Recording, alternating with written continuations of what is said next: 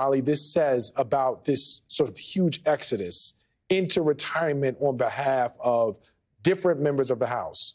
Well, it's sort of, the problem is that Republicans have gotten this perverse incentive structure where they want to become famous, right? You have Marjorie Taylor Greene, you have Lauren Boeberts, you have people who are not in Congress to legislate. They're in Congress to be famous. A great example is Representative Luna. These are failed actors and comedians, right? They're not lawyers.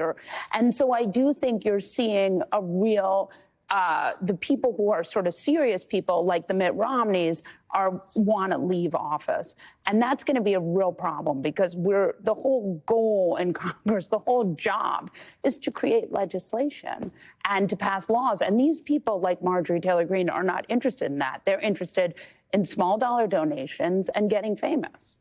Now, Dean, one of the people who is not seeking re-election is Congressman Dean Phillips of Minnesota. He announced in late October that he was going to be challenging President Biden in a run for president, which is simply put beyond a long shot. He tweeted this on social media: "If it's Joe Biden versus Donald Trump, I'll do everything I can to defend democracy beginning November 6th because Donald Trump is going to win."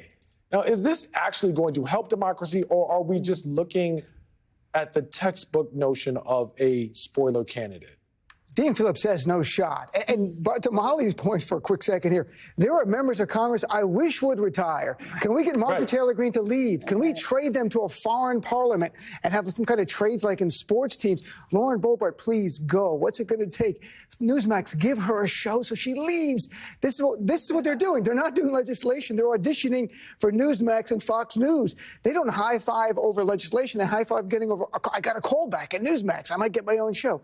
That's what we're dealing with. Dean Phillips is not a spoiler. He's running. He knows he's going to get 4 or 5%.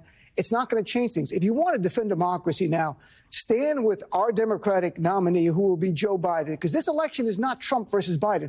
It's Trump versus democracy. It's Trump versus reproductive freedom. And that fight is now. It's not November 6th after the election. It's today. So stand with us right now in this fight to preserve our democratic republic.